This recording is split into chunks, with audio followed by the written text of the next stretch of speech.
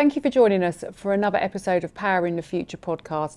On this episode, we're going to explore EPC ratings and what that actually means for you and your business and your current property portfolio.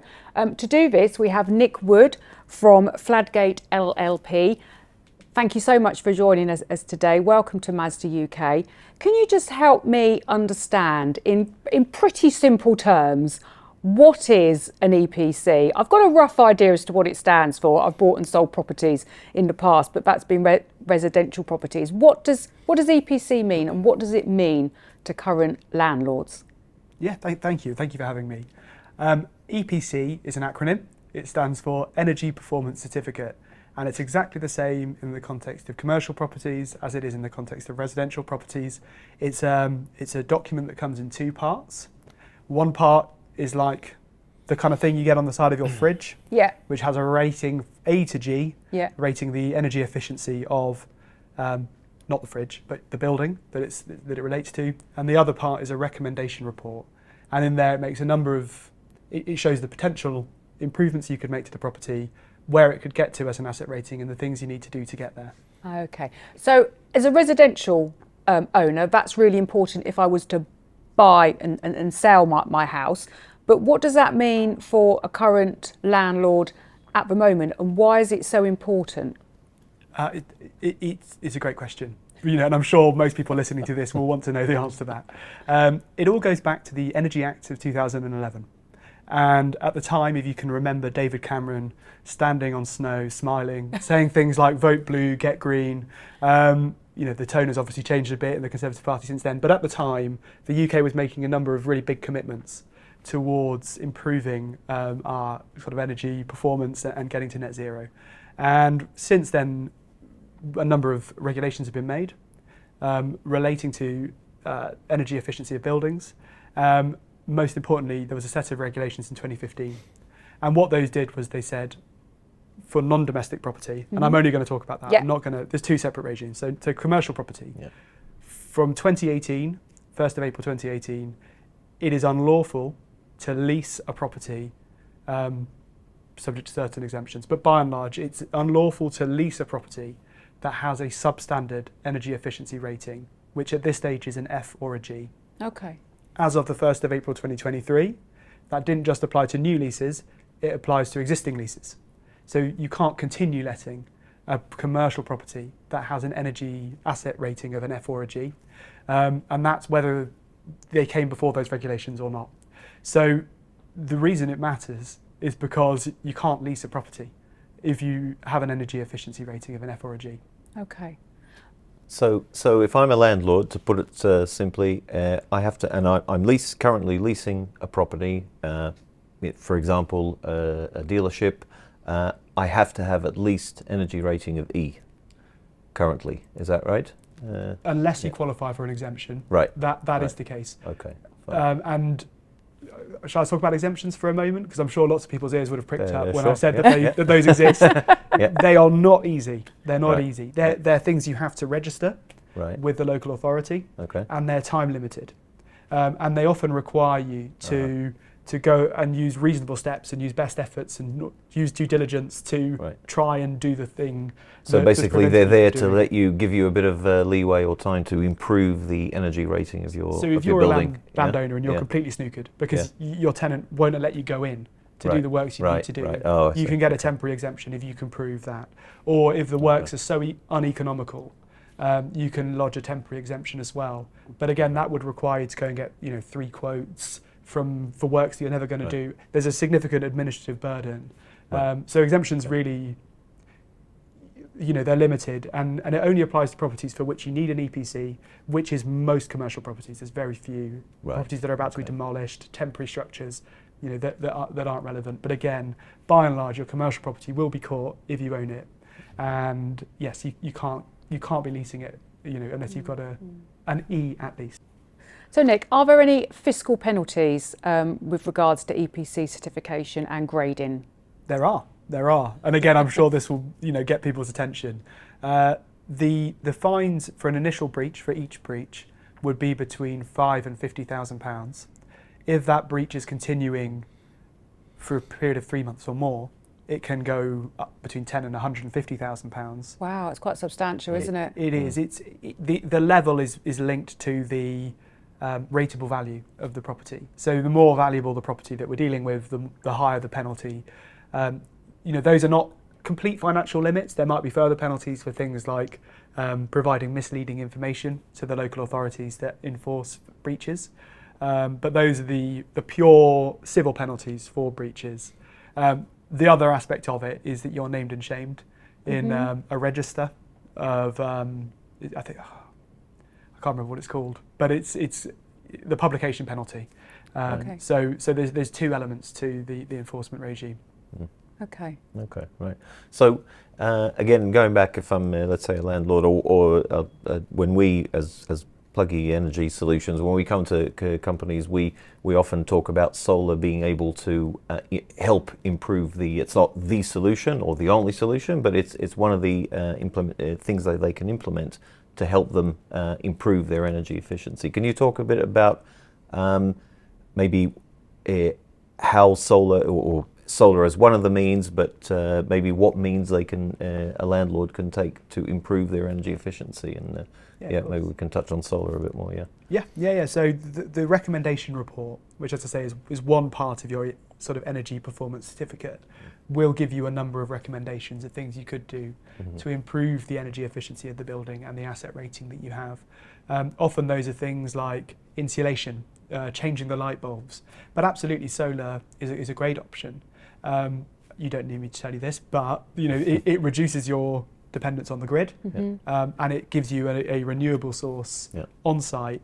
So it seems to me that, not as an EPC surveyor or assessor, but it seems to me inevitable and obvious that it could significantly improve the asset rating and the energy potential of a building, the potential performance. So yeah. Right. Okay. And so if a landlord isn't letting out their property, let's say it's owner occupied, should they care about the EPC rating? I mean, to me, it would seem like they would care, because they care about the value of the property. So if they come to sell the property at some point and it's below and it's subpar what it should be, then it'll impact the price. Can you just talk a bit about that? That's spot on. So it doesn't. At this stage, and the government have been consulting on EPCs endlessly and on these regulations, I mean, for forever. At this stage, there's no requirement on you to have an EPC. You only need to get an EPC when it comes to selling or leasing your property. So it's a bit like with private property, I guess. Yeah, exactly. Okay. However, you might not, in this particular moment, want or need an EPC, and you therefore might be absolutely fine. Yeah.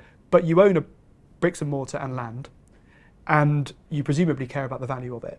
Yeah. And your ability to lease, whether you intend to do it or not, affects the value that you would achieve on a sale, because buyers might want to be able to lease it. Yeah. And it affects, in turn, therefore affects your ability to refinance. So a lot of banks, I mean nearly all banks, as part of their standard set of requirements, would require an EPC, and they would require that not to be a substandard EPC.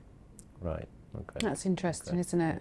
So it's not necessarily about what you need to do maybe today, but it's future-proofing yourself to ensure that actually if at a point you need to refinance, or if at a point you sell or you lease, and it's also understanding as a leaseholder what that means to you and what your landlord may decide to do in the future. It seems to me that actually it's act now, or at least have a strategic plan as to where you're going to go with perhaps an EPC certificate if you don't already have one, and what that looks. Actually. Yeah. I mean, if you're a leaseholder, you might question why you care. Yeah. Because this affects landlords. The restriction is on landlords, but there are a number of reasons you should. One is, at some point your lease will come up for renewal, and it's not been litigated, but it might be reasonable modernisation in a lease to say that a landlord's entitled to go in, carry out works that might be disruptive. You might at some point want to sublease your property if you have a franchise model or whatever it might be. Again, you wouldn't be able to do that if the property was substandard. You might get into an argument over where liability for carrying out the works under the lease falls. The landlord might come to you and say, "We think you should do it," and whether they're right or wrong, there's a litigation risk. So as a tenant, I think absolutely you should be alive to these risks. And I think the other thing I'd say is, you mentioned future-proofing. It has to be said, both the Conservative Party and the Labour Party have made commitments to increasing the standard over time. Yeah. So an enormous amount of UK commercial property is fine as it stands, because it's above an E or above. But the government have been saying for some time that the intention was to make it a minimum standard of a C in 2027 and a B in 2030, which would knock out a huge amount of commercial real estate stock unless it's improved. Yeah. So they are looking at increasing the standard over time. It's unlikely that they'll do it in 2027 and 2030 now, that they're all out for growth. But it remains a commitment that they've made, both parties, and it's unlikely that they'll resile from that, especially a Labour government, as we'll have, for the next few years. Right. So yeah, I think it's absolutely something that that looks to be becoming increasingly important. That's interesting, because that explains what we often see is buildings or landlords or tenants that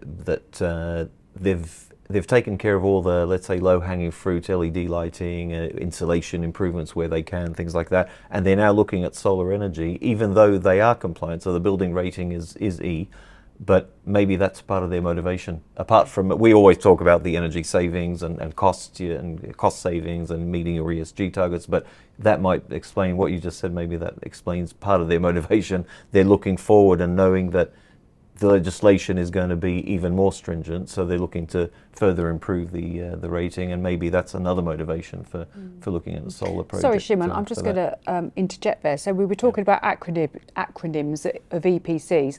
Can you just help me? What's ESG? ESG, yeah. So that's it's an acronym for environmental, social, governance. Effectively, it encompasses various different things. We talk about also scope 1, 2, and 3. So the scope 1 is the emissions, the carbon emissions that you directly are responsible for as a business. If you're a manufacturer, for example, what are you emitting as part of your process? Scope 2, it goes more about the energy that you consume from gas, electricity. Scope 3 is your suppliers. What emissions do they have? And that's why it goes, it's the ESG is something these days that some people hate it, some people love it, but without getting into that debate, it's increasingly stringent requirements on companies throughout the whole value chain. It almost doesn't matter in what sector you're working in. Certainly in the transport sector, cars, of course, throughout all you've got a responsibility to look at your supply chain, to look at yourself as a company. What emissions are you responsible for throughout your own activities, the energy you consume, and your supply chain? So it's any company of even small companies of really micro entities these days have their own ESG goals, ESG targets they have to meet. And many companies have required or have ambitions or targets set themselves to reach net zero at a certain point, so they have to report on those on their progress every year. So it's a huge topic, certainly for large corporates, but even for small micro entities, it's a big topic now. Like I said, because it impacts the whole supply chain of really any sector. So yeah. Wow. I thought it was a whole new podcast coming out on a whole new world on ESG. But you hear it everywhere in the corporate world. It's everywhere. Yeah. Wow. Well, thank you today, Nick, for joining us. It's been really helpful. Absolutely. Yeah. Again, information there that you may or you may not already know. I urge you to go out and seek expert advice as to where you are as a freeholder or a leaseholder, and how plugging that energy gap with renewable resources, especially solar, can help in this particular field. Thank you.